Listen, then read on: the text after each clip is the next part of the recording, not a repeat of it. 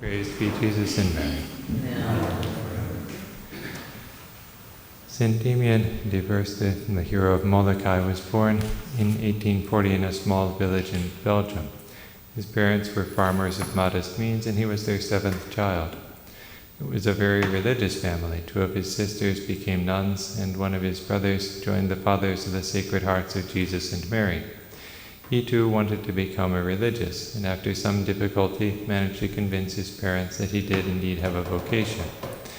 He wanted to become a Trappist, but his brother persuaded him to enter the Fathers of the Sacred Heart, so he did in 1859, 2 years after his brother had entered that congregation. He had had to drop out of school at 13 to work on the farm, so he didn't have the knowledge of Latin required to study for the priesthood. The superiors of the congregation planned to form him as a religious brother. However, his brother started teaching him Latin, and after a few months the superiors agreed to let him study as a priest. In 1863, his brother was supposed to go to the mission of the congregation in Hawaii, but he caught typhus, and Demian offered to go in his place. He sailed for Honolulu in November of that year, 1863. During the Civil War, which probably didn't have a whole lot of effect in Hawaii. The trip took 5 months, and after his arrival he was ordained a priest. He spent 9 years in 2 mission stations on the islands. Then in 1873 the bishop asked for volunteers to work in the leper colony on the island of Molokai. Leprosy had started to spread alarmingly in the islands in the 1860s, leading to a law that required lepers to be quarantined. There was no known cure, and various theories as to how it was spread.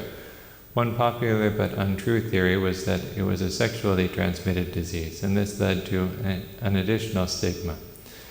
White Christians attributed the spread of the disease among non-Christian natives to their loose morals, so it would be their sins that made them lepers. Obviously, these judgments were not based on the real facts of the matter, but the stigma was certainly very real. Native families were very close-knit, and it proved extremely hard to celebrate lepers from their crying and embracing families to send them into quarantine for the rest of their lives. In some cases, relatives absolutely refused to abandon the victims of the disease and had to be sent into quarantine with them as helpers. The leper colony was established on the island of Molokai, on a peninsula separated from the rest of the island by some of the highest sea cliffs in the world, which rise 2,000 feet above the Pacific Ocean. The white colonists called it the Devil's Paradise because they thought that the inhabitants lived a dissolute life with no regard for the laws of God or man. So in 1873, when the population of that colony was then about 800 and still growing, the bishop decided to send volunteer priests there. His plan was to have teams of priests that would rotate so that no single priest would be in the colony for more than 3 weeks. But St. Damien offered to go alone and stay permanently, and the bishops and the lepers also accepted the offer. The inhabitants were not quite as dissolute as their reputation had it, but they had nothing to do, and so they spent their days playing cards and getting drunk on local beer. Women and girls were often forced into prostitution to survive. The living conditions were very bad, and deaths were frequent. An important part of Damian's ministry was burying the dead. He laid out a cemetery with a plot for himself near the big cross, and he made coffins. He also improved living conditions by making a reservoir and painting houses, among other things. He could not cure their bodies, although he did try to learn what he could of medicine, but he tried to cure their souls of sin. All of them, even the really evil ones, and there were some really evil ones, were souls for whom Christ had shed his blood. He wanted to be Christ for them. He wrote, "If I cannot cure them as he did, at least I can comfort them. And through the holy ministry that he in his kindness has given me, I hope that many of them, cured from leprosy of the soul, will go before his tribunal, able to enter the society of the blessed."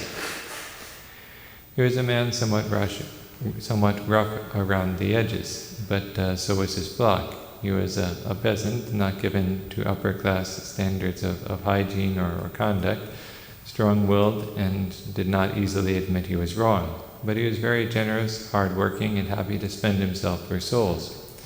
He's one of those saints who remind us that you can still become a saint even if you have defects in the eyes of men. His superiors accused him of being disobedient because he didn't want to leave the colony, and of being attached to material things. He did do a lot of fundraising, and the money he collected was more than some other missions that his superiors thought needed it at least as much. But there was no doubt that there were great needs on the island, at least until the 1880s, when the government finally began to take better care of the colony. He was admired at that time because anyone willing to live among lepers was considered heroic. However, it was somewhat embarrassing for the Protestants that none of their ministers could be found to live among the lepers. So some of them tried to show that Father Demian wasn't the hero that he was taken to be, or that he shouldn't be given quite so much credit for what he was doing among the lepers. But he did live as a leper among lepers, as he wrote to his brother, and as he eventually literally became. For the first 11 years, his prayers for protection from the disease had the desired effect. He could leave the colony for retreats in Honolulu, or for other reasons, like to confess. Then one January day in 1885, he heated some water and poured it into a basin to warm up his feet, which were numb. After a little while, he looked down and saw the skin of his feet blistering. The water was boiling hot, but he couldn't feel it. He knew that he had leprosy, and he knew that he would die and how he would die. Initially, he felt desolate, not just because of the death that awaited him, but also because he would no longer be able to ensure that he could confess every month. His superiors were also displeased with him at the time, because he seemed too concerned about material things. But after some months, by October at least, he had resigned himself to God's will and was now, to all effects, a leper among the lepers. So if you remember that theory that leprosy was sexually transmitted, when he caught leprosy, some said that it was because he had been unchaste with women who had leprosy. This was not something people said in the leper colony where they knew what kind of man he was. It was said by others who lived at a safe distance, and supposed it must be true because they thought leprosy was a sexually transmitted disease. Even his superiors thought that this was a credible enough idea that they had him examined to see if there was any evidence to support the accusation. There was no evidence, of course, and he continued his ministry. Jesus and Mary consoled him, and his only fear became that the disease might make it impossible for him to keep saying Mass. Suddenly things improved, then apart from his health. First, a lay helper arrived who would remain on the island for 40 years, then a priest, and finally St. Mary Ann Cope and other sisters to take care of the orphanage. By May 1889, he could see from the progress of the disease that death could not be far off, but by now the needs of the mission were assured by the other people who had come. So he could die in peace, as he did on April 15th, 1889. After his death, the calumnies continued. A Protestant clergyman in Honolulu wrote a letter to a newspaper repeating the story that St. Damien had caught the disease by violating his vow of chastity. And he added that it was not the priest, but the health board that had really taken care of the lepers. Robert Louis Stevenson, who happened to be on an extended stay in Hawaii, was furious, and he wrote an open letter in defense of St. Damian's life and achievements. Others too came to his defense, and eventually he was recognized as the saint that he is. Praised be Jesus and Mary. Amen.